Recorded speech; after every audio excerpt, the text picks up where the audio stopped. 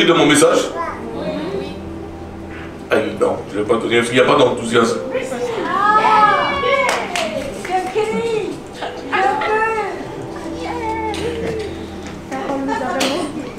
Ouais, c'est ça. Le titre de mon message d'aujourd'hui, c'est le service en excellence à l'honneur en 2025. Vous voyez, au début du mois de décembre, après avoir pris le temps de jeûner et de prier, avec les leaders et les membres du comité, pour chercher la direction du Seigneur pour la thématique de 2025, le Seigneur nous a tous conduits dans une même direction. En 2025, le Saint-Esprit nous conduit dans la dimension du service. Servir. Amen. Le thème donc de cette année, comme je l'ai annoncé lors de la nuit de la traversée, est servir dans l'excellence. J'affectionne particulièrement ce thème parce qu'il nous responsabilise au service. Que tu sois jeune, vieux, homme, femme, le service nous est demandé par le Seigneur. Ta réponse, comment tu vas répondre à ça? C'est là la question qu'on se pose.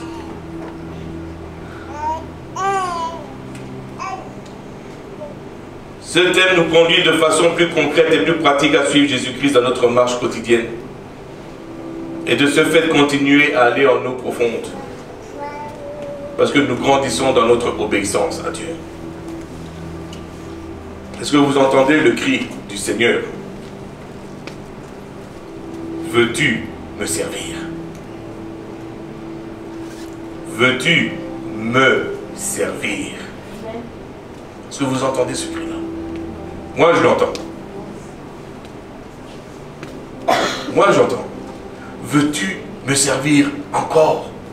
Encore plus? Veux-tu juste me servir?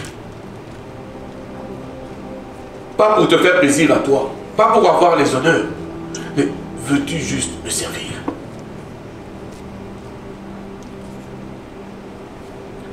Le thème de cette année se base sur Romains 12, 11, qui dit « Ayez du zèle et non de la paresse.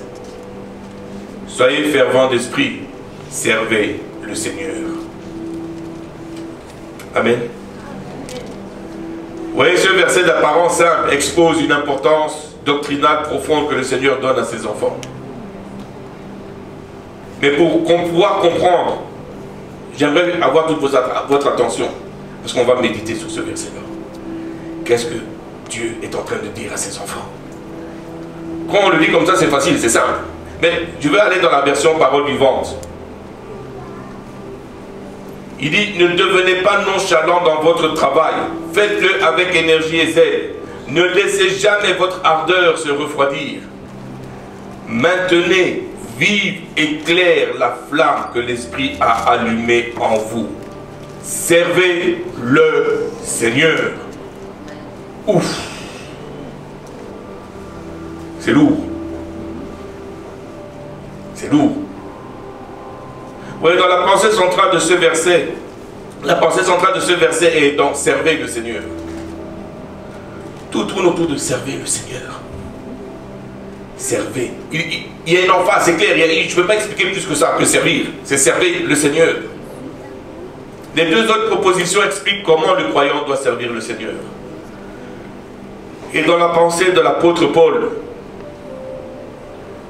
la vie chrétienne doit être orientée dans le service. C'était impossible. Jésus, qu'est-ce qu'il faisait? Il dit, je fais ce que je vois mon Père faire et je dis ce que j'entends mon Père dire. Je ne fais rien par moi-même. Je suis au service de mon Père. Mais si nous on marche selon Christ, ça veut dire que nous aussi on est appelés à servir. Oh, comment, guys? Comment? On est appelé à servir, non pas ceux qu'on aime, mais même ceux qu'on n'aime pas, on doit les servir.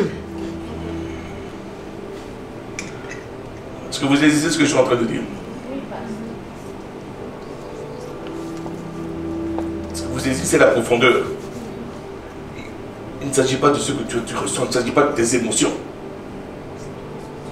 seule chose qu'on te dit, sers. C'est tout. Sers. Et laisse-moi me glorifier dans le service. Mais sers. Sers.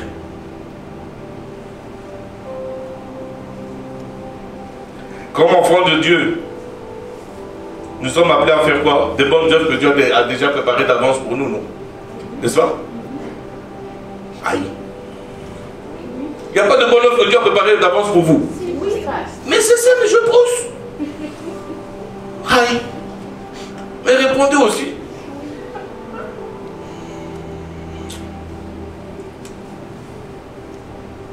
On est appelé à faire les bonnes œuvres que Dieu a déjà réservées, préparées pour nous, n'est-ce pas? Amen. Au moins une personne qui dit Amen. Merci. Moi, je sais qu'il y a des bonnes œuvres pour toi. Les autres, je doute. Mais ils n'ont pas répondu. Ah, moi, je pars avec les réponses. Mais voyez, avant d'accomplir le service, avant d'accomplir les bonnes œuvres, on doit apprendre c'est quoi être serviteur. On ne sait pas c'est quoi être serviteur. Parce qu'on ne veut pas être serviteur. On ne veut pas. Serviteur, c'est comme être en bas des autres. Moi, je ne suis pas appelé à être en bas. La Bible a dit, vous êtes les premiers, non les derniers. Comment je vais être serviteur? Ça veut dire que je suis le dernier. Non, ce n'est pas biblique. On va aller ensemble. Ah, Dieu est bon. Ce n'est pas en accomplissant de bonnes œuvres que nous devenons des serviteurs. Mais c'est parce que nous sommes des serviteurs que nous pouvons accomplir des bonnes œuvres. Amen. Trop souvent, on veut faire le contraire. On veut faire des bonnes œuvres pour montrer que Seigneur, je t'ai servi. Hein. Seigneur qui dit non, tu ne comprends pas, ton cœur n'est pas à la bonne place. Sers. Et en me servant, tu vas accomplir des bonnes œuvres. Mais si tu veux faire des bonnes œuvres pour me montrer que tu me sers, tu n'as rien compris. Et c'est lorsque beaucoup tombent. Il n'y a pas d'amen.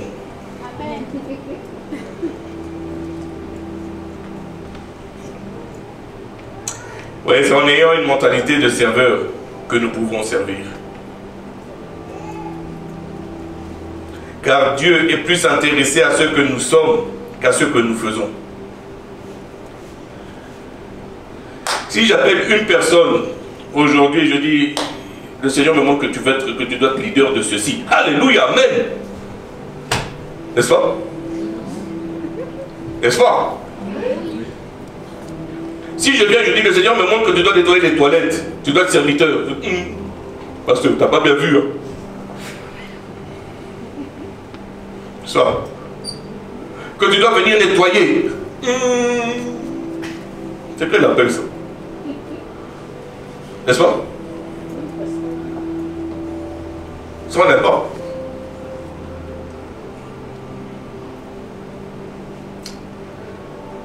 Quand tu es fidèle dans peu de choses, je vais te donner plus. Dis la parole. N'oublie pas ton humble commencement. Dis la parole. N'est-ce pas? Les commencements qui durent. Commence humblement. Tu te souviens comment tu as commencé. Souviens-toi comment je t'ai fait sortir du pays d'Égypte. Souviens-toi quand j'ai commencé l'œuvre en toi. Et regarde là où je t'ai ramené. Souviens-toi.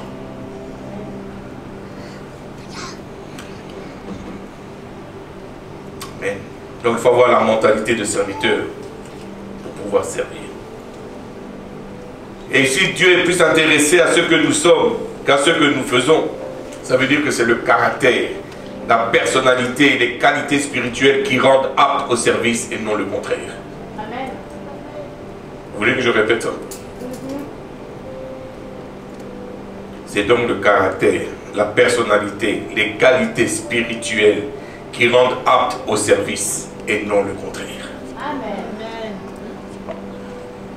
Caractère doit changer. Changeons notre façon de penser.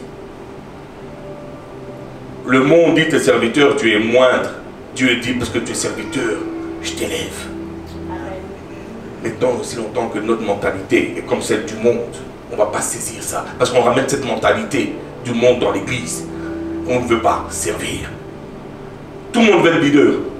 Mais un leader est un serviteur. Amen. Tu ne peux pas être leader si tu n'es pas serviteur. C'est impossible. Tu veux être leader, sers. Si tu ne veux pas servir, tu ne veux pas être leader. C'est ça. L'équation de Dieu est simple. L'homme, tu veux être leader, sois boss. Sinon tu vas être serviteur. Tu seras moindre. Dans le Seigneur, c'est le contraire. Tu veux être leader, sers.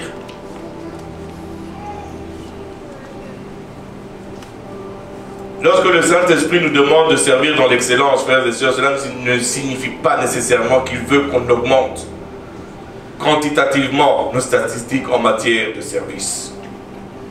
Il ne faut pas venir me dire maintenant je vais être impliqué dans 5 ministères. C'est faux.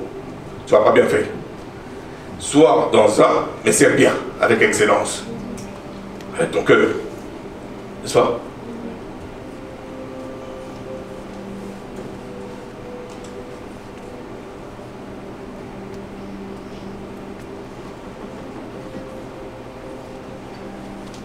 Alléluia.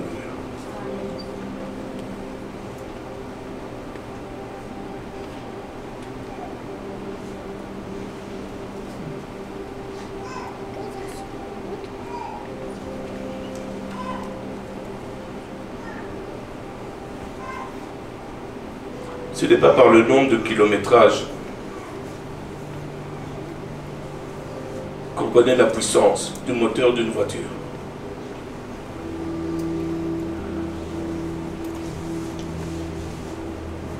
C'est par la puissance du moteur qu'on connaît la puissance d'une voiture. Pour une voiture, 4 cylindres, 100 000 km, on dit ouf, c'est quand même beaucoup. Hein. Pour une voiture qui a 6 cylindres, on dit 100 000 km, on dit ah, ça va, mais pas encore t'as fait. 8 cylindres, 100 000 km, on dit mais c'est rien ça, elle est encore neuve. Parce qu'on sait qu'elle est capable de faire encore plus de kilométrage. Ce n'est pas par le nombre de ministères dans lesquels tu sers qui va faire que tu as un cœur de serviteur. C'est par la façon dont tu le fais. On va voir la différence.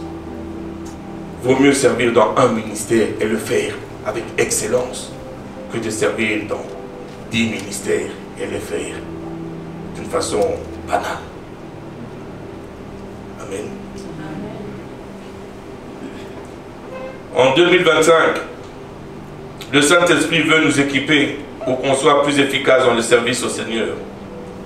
Alors mon frère, ma soeur, laisse-moi te poser 2 petites questions. As-tu la mentalité d'un serviteur? C'est toi-même qui vas répondre à cette question. As-tu les qualités d'une servante de Dieu? Comment sers-tu le Seigneur? Dis-moi, avec zèle et passion ou avec amertume ou paresse? Oh, ok, on va y aller, que veux-tu que je fasse?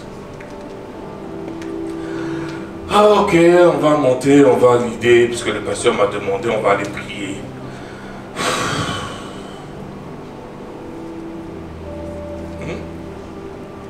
Ou bien tu es zélé.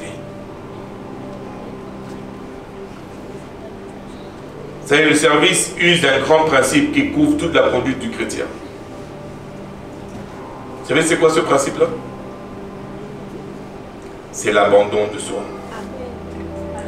Tant et aussi longtemps que tu ne mets pas ça dans ta conduite, tu ne pourras pas servir Dieu comme tu devrais le servir.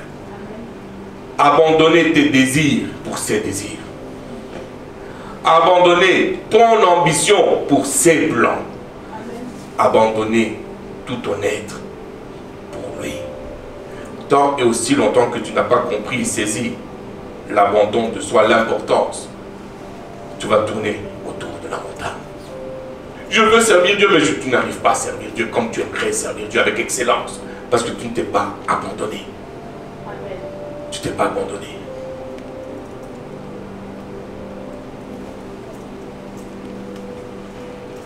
Et servir le Seigneur nous amène également à servir les autres. Que cela soit au travail, à la maison. Messieurs, à la maison. Servir vos femmes à la maison. On va parler. Fred, il faut servir ma soeur Audrey à la maison. On rigole, mais c'est vrai. Moi-même, moi je te sers. Servir les enfants. On oublie ça. On est serviteur même à la maison. La pauvre dame, elle est fatiguée, elle vient du travail, elle a eu une dure journée. Elle rentre à la maison, la pire chose qu'elle voit, c'est l'évier rempli de vaisselle. Non. Quand même. Quand même.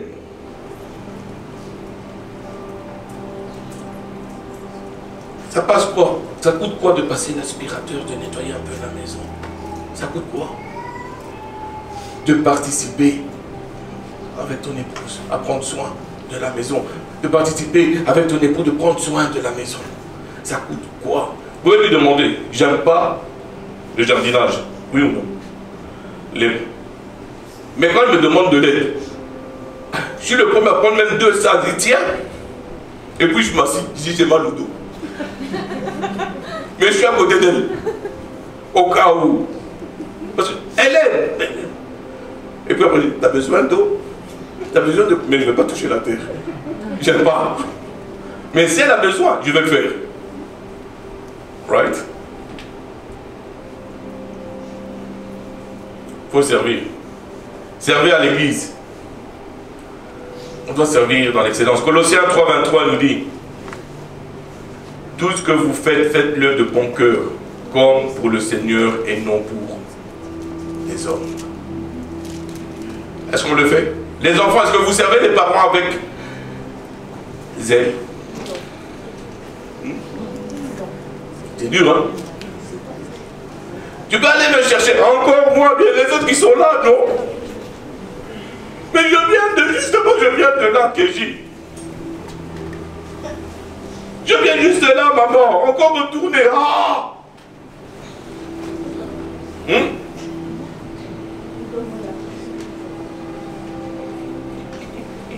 Alléluia. Paul nous appelle à ne point être paresseux, regardant le zèle, mais nous devons être fervents d'esprit. Quand je suis en train de lire ce passage dans Romains, je me dis, mais si Paul en parle, c'est que quelque part, les gens de son époque commençaient à se refroidir dans leur marche. Comme un peu les chrétiens d'aujourd'hui, où on est nonchalant, c'est bon, on va à l'église, yo, alléluia, amen, parce que ce qui est le plus important, c'est le spirituel. Amen. Yo, si moi je ne peux pas être dans le spirituel, il y a quelque chose qui manque. Il y a quelque chose que quand je lis dans la parole, le Seigneur, qu'est-ce qu'il a fait? Il a fait la multiplication des pains. Il a compris que les gens avaient un besoin physique. Et il les a servis dans le besoin physique. Ça veut dire que le besoin physique est aussi important que le besoin spirituel. Et si le besoin physique n'est pas bien rempli, le besoin spirituel ne sera pas rempli. Je vous garantis que si aujourd'hui, pendant que les chants sont ici en train de bien jouer au piano, à la guitare, à la batterie, chante bien avec la plus belle voix, et qu'à l'arrière, il bousille tout le système, et que le son est mauvais, personne d'entre nous va rentrer dans la louange. Parce que le besoin physique n'est pas rempli. Alors on veut servir, oui, on va servir dans le spirituel, mais il faut servir dans le physique aussi. Donc, probablement que ces gens-là, ils avaient le même problème que nous ici. Ils avaient des problèmes à servir. Mais je ne parle pas de service sporadique ici et là. C'est pas ce que je parle. Plusieurs pensent que le service est donné un coup de main sporadiquement. Donc, tu as besoin d'aide? Non? Ok, mais je t'ai demandé, hein, je t'ai disposé. Et le lendemain, je vois le pauvre dos qui a besoin vraiment d'aide. je vais prier que le Seigneur envoie quelqu'un pour t'aider. Seigneur.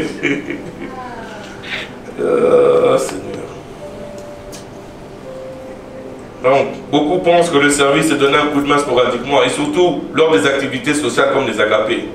Et même là encore, ils ne s'impliquent pas à toutes les tâches. Les gens sont prêts de donner un coup de main dans leur portefeuille, qui leur exige moins d'efforts. Mais quand les choses deviennent plus difficiles, tu cherches avec des nobles volontaires, il n'y en a plus. Là où il y avait plein de monde, d'un seul coup, tout le monde est... C'est comme... Ils sont où?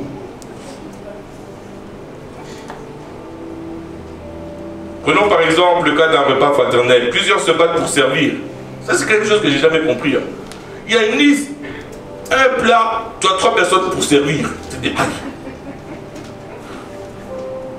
Un plat, 3 personnes. C'est vrai.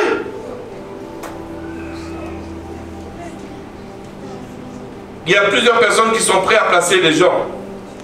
Mais quand vient le temps de cuisiner, ou même de nettoyer après le repas, tu vois que juste quelques personnes qui restent. Quand par hasard, les 3/4 des gens ont XY raison pour ne pas partir. Je suis désolé, je dois vraiment partir. J'avais oublié que j'avais un rendez-vous. Ah, mon frère, t'es sûr? Ah, juste là maintenant. Désolé, je dois vraiment y aller. C'est pas que j'aurais voulu t'aider, mais je dois vraiment y aller. C'est comme vas-y, il n'y a pas de problème. Il y a toujours une raison. Oui, je ne vise personne en particulier en disant cela. Ce n'est pas une critique ni un jugement que je fais, mais c'est une réalité. Et ça arrive dans plusieurs églises aujourd'hui. Je parle avec plusieurs pasteurs, on en parle. Je dis, mais qu'est-ce qui se passe? Qu'est-ce qui est en train d'arriver dans l'église du Seigneur aujourd'hui? Les gens sont où? Où est l'amour pour servir?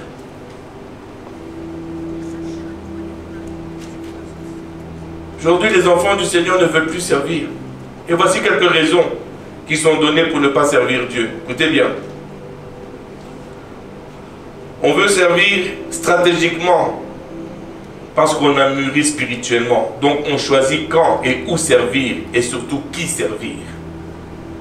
Alors le discours que tiennent ces personnes et que on m'a déjà dit, c'est ceci. Quand je ne savais pas comment exprimer mon zèle, je servais n'importe comment et n'importe où. Mais maintenant, avec l'expérience, je sers le Seigneur avec plus de stratégie. Excusez-moi, pardon. C'est... Tu vois ton frère qui a besoin d'aide, il faut avoir la stratégie d'abord parce que c'est... Et le zèle n'est pas fait pour ça. Amen. On va continuer avec ça. Même la feuille ne veut pas tourner parce qu'elle est choquée. Ou alors il y a la catégorie de ceux qui ont toujours une excuse en poche pour ne pas servir. Des excuses comme « Je suis fatigué. J'ai des douleurs dans mon corps, j'habite loin, j'ai ceci, il y a cela, je ne connais pas assez la parole, je ne peux pas le faire, je suis gêné, je suis mal à l'aise. Je n'ai pas bien pratiqué, il fait froid, il fait chaud, j'ai mal dormi, etc., etc. » Et la chanson continue. Il y en a. Et nous on regarde, on dit Amen. Tu veux que je dise quoi? C'est triste.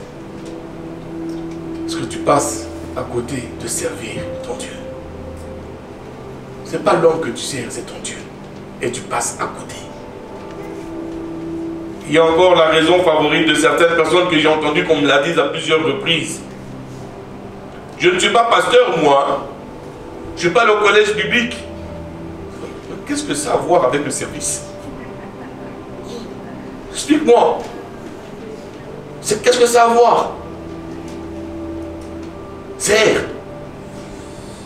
Il va te donner ce dont tu as besoin pour servir. Mais sers. Bien aimé, la liste est longue. Elle est longue, très longue. Je peux continuer encore et encore. On aura 3 jours, 4 jours. Et puis à côté de ceux et celles qui ont toujours des excuses pour ne pas servir, il y a ceux qui servent malgré eux. Il s'agit de ceux et celles qui servent parce qu'il faut le faire, parce qu'ils n'ont pas le choix. Mais le cœur n'est pas là. Ils ne servent plus vraiment Dieu dans la joie parce que c'est toujours les mêmes qui le servent. C'est toujours nous, encore nous et toujours nous. Pourquoi? Où sont les autres? Je veux le faire, que veux-tu faire? On va passer quand même, on va le faire. Mais la joie n'est plus là pour servir Dieu. Ils se plaignent d'être fatigués, de toujours être celui ou celle qui le fait. Et l'excellence du travail disparaît. On ne sert plus Dieu avec excellence ni avec joie. Ça devient lourd, c'est un fardeau. Bien-aimés, nous avons tous des excuses pour ne pas servir le Seigneur avec excellence lorsque nous écoutons la voix du malin. À un moment donné, on entend cette voix-là et le danger, c'est si on reste pris dans ce mensonge-là d'excuses. Ce que j'appelle la spiritualisation de la paresse. On trouve une excuse spirituelle pour excuser et justifier notre paresse. Aïe. Et ça, Dieu nous regarde et il va passer à côté. Il va dire, bon, puisque toi tu ne veux pas, je vais utiliser l'autre. Et puis toi tu regardes et tu vois la bénédiction qui vient dans ton frère. Amen, ouais, Seigneur, moi aussi j'aimerais ça. Il me dit, mais ça c'était pour toi. Et parce que tu n'as pas voulu me servir, je vais donner à l'autre. Personne.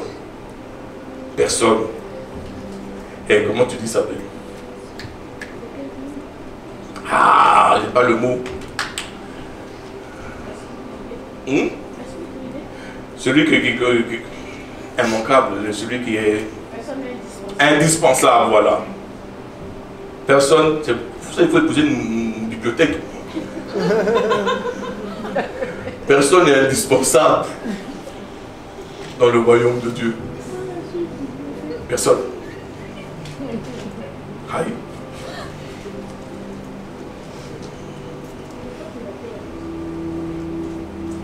Amen. Mais de l'autre côté, je me suis arrêté, je me dis, mais Seigneur, je suis retourné un petit peu en arrière dans ma propre vie. Et je dis, mais très souvent, on utilise ce genre d'excuses parce qu'on a une incompréhension de c'est quoi servir Dieu. On ne comprend pas.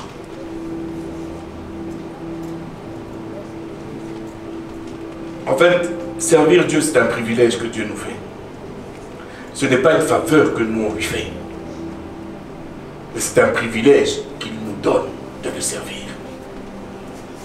Quand tu commences à saisir ça, chaque opportunité de servir Dieu, tu vas la saisir.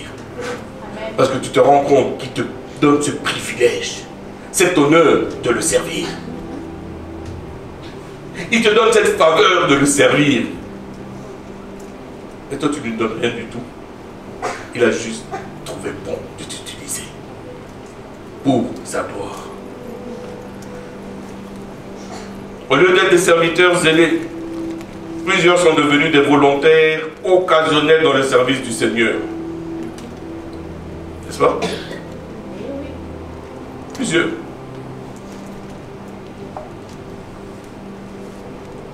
Dieu ne veut pas des volontaires, frères et sœurs. Il veut des serviteurs et des servantes qui comprennent son cœur et qui veulent être des co-ouvriers. Amen. Est-ce qu'on veut être co-ouvrier avec Dieu? Amen. Mais il faut le servir. Lui, il sait.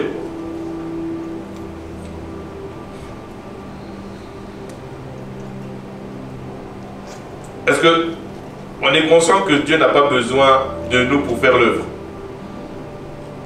Il n'a pas besoin de nous. Attends, yo. Le gars là-bas en haut, là, le big boss, là-bas en haut, il a une multitude d'anges qui attendent juste un ordre. Ils sont impatients.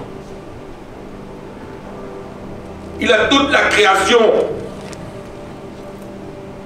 qui attend. Ordonne. On veut te servir.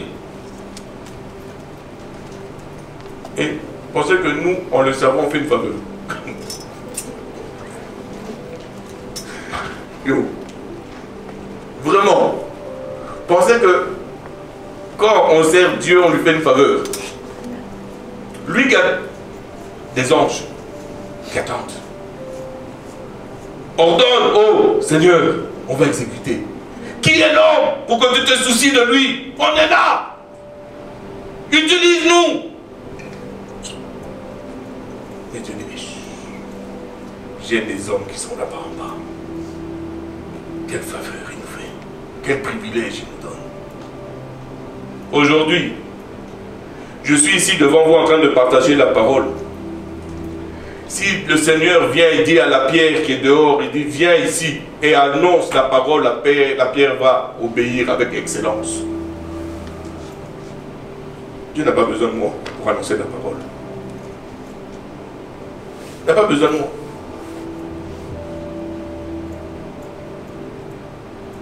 C'est juste un privilège qu'il me donne de me tenir devant vous et de partager la parole. N'oublions jamais qu'il est l'alpha et l'oméga, le commencement de toutes choses et la fin de toutes choses.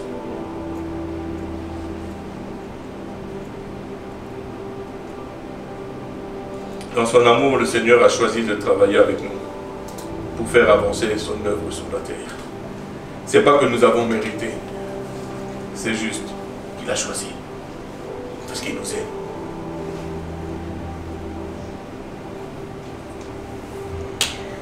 Est-ce que vous savez que vous avez été créé pour, ou que j'ai été créé, que nous avons été créés pour servir? Amen. Vous savez ça? Oui? Oui. Alors, c'est grave. On sait mais on ne le fait pas. Aïe. C'est grave. Allons dans Marc 6, 24. Nul ne peut servir deux maîtres. Car où il haïra l'un et aimera l'autre, ou il s'attachera à l'un et méprisera l'autre. Vous ne pouvez servir Dieu et Mammon. Si nous ne servons pas Dieu, qui servons-nous alors?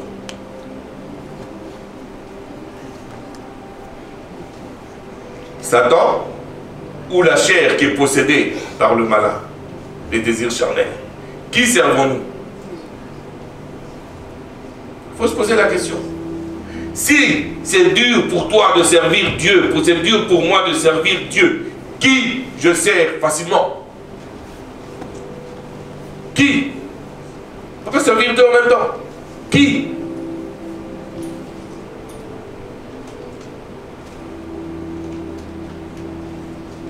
Nous sommes appelés à servir le Seigneur et c'est un privilège qui nous est fait.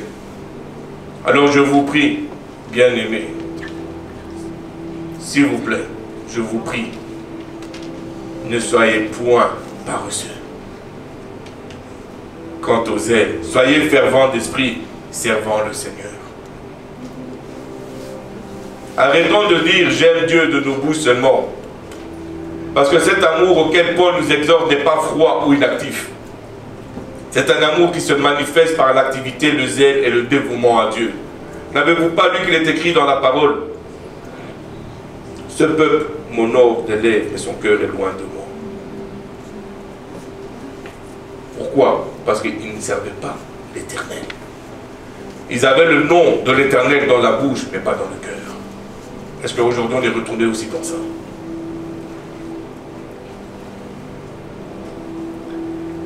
Là où il y a un besoin, que nous puissions être l'instrument pour servir, car cela est bon et agréable aux yeux du Père.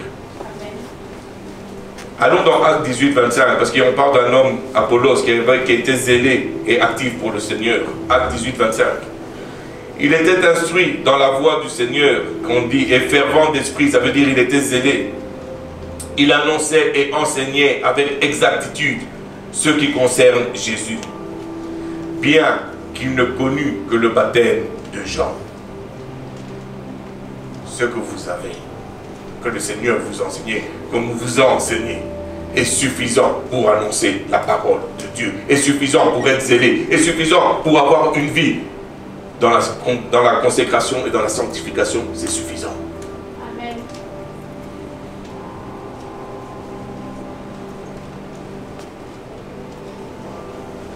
Servons le Seigneur, notre Dieu, avec excellence. Et bientôt fini. Servons le Seigneur, notre Dieu, avec excellence et dans une humilité de cœur, dans la reconnaissance. Car il a plu au Seigneur de se servir de nous pour participer à son œuvre. La raison pour laquelle nous devons servir dans l'excellence, c'est quoi? C'est parce que nous sommes serviteurs de Christ avant tout. Tout ce que Dieu fait, il le fait dans l'excellence. Il le fait à la perfection. Et puisque nous sommes ses enfants, son esprit est en nous. Tout ce que nous devons faire, nous le faisons dans l'excellence.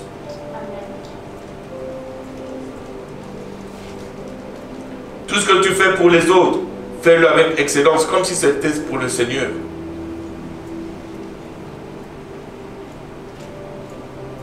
Et le Seigneur bénit ceux qui le servent avec excellence et bénit ceux qui servent les autres avec excellence.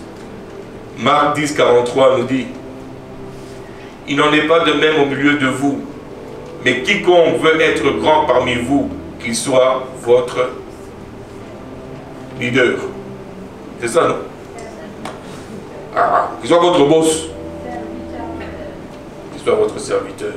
Dans le grec, on va parler de doulos, qui veut dire soit son esclave. Oh, c'est encore plus profond.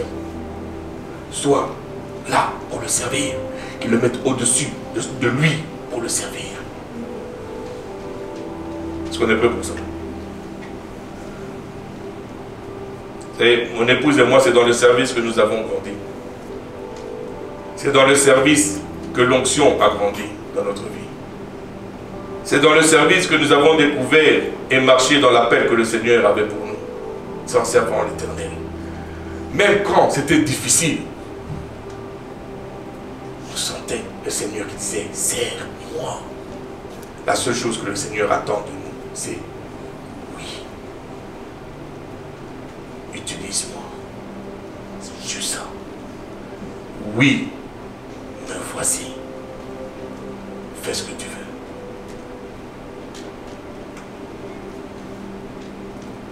Et c'est toujours dans le même service que nous continuons de faire que le Seigneur nous ouvre les portes dans notre ville et à l'extérieur du pays.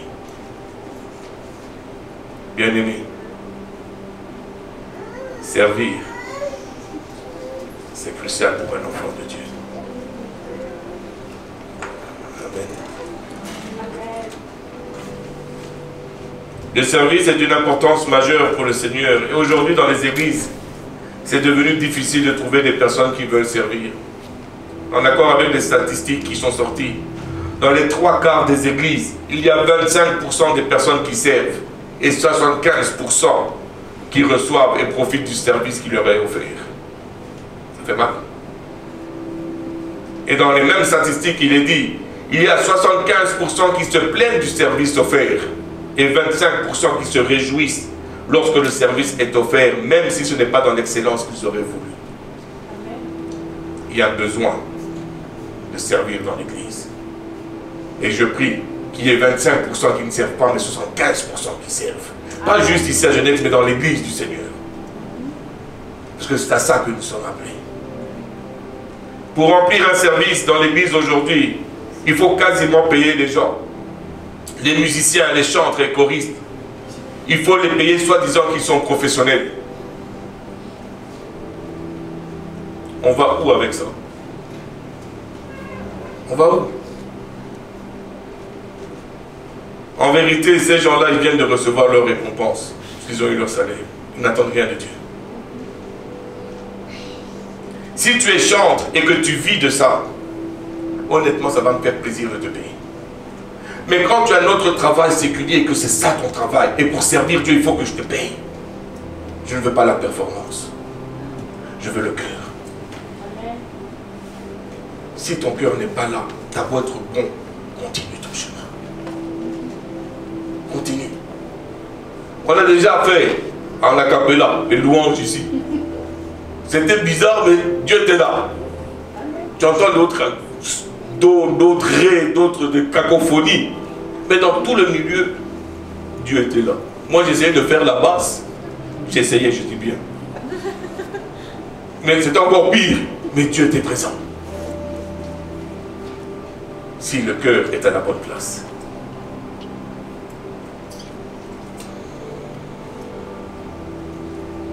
Je n'ai aucun problème, comme je dis, à ce qu'on rémunère ceux qui sont dans le service.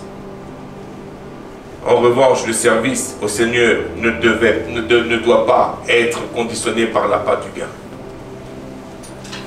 Tu ne sers pas Dieu pour t'enrichir. Tu es à la mauvaise place. Mais on sert Dieu parce que nous sommes reconnaissants de tout ce qu'il a fait pour nous et en retour. Nous mettons notre vie et nos membres à sa disposition là où il a besoin de nous. Amen. Alors est-ce que cette année tu vas déclarer comme Josué 24:15? Et si vous ne trouvez pas bon de servir l'Éternel, choisissez aujourd'hui qui vous voulez servir. Ou les dieux qui servaient vos pères au-delà du fleuve, ou les dieux des Amoréens dans le pays desquels vous habitez. Mais il dit ceci: moi et ma maison, nous servirons l'Éternel. Est-ce qu'aujourd'hui, nous allons venir et dire: moi et ma maison, nous servirons l'Éternel? Père, sacrificateur, je vous parle. Est-ce que vous pouvez vous tenir devant l'Éternel et venir et dire: moi et ma maison, nous servirons l'Éternel? Prenez votre place de sacrificateur et déclarez, prophétisez: moi et ma maison, nous servirons l'Éternel.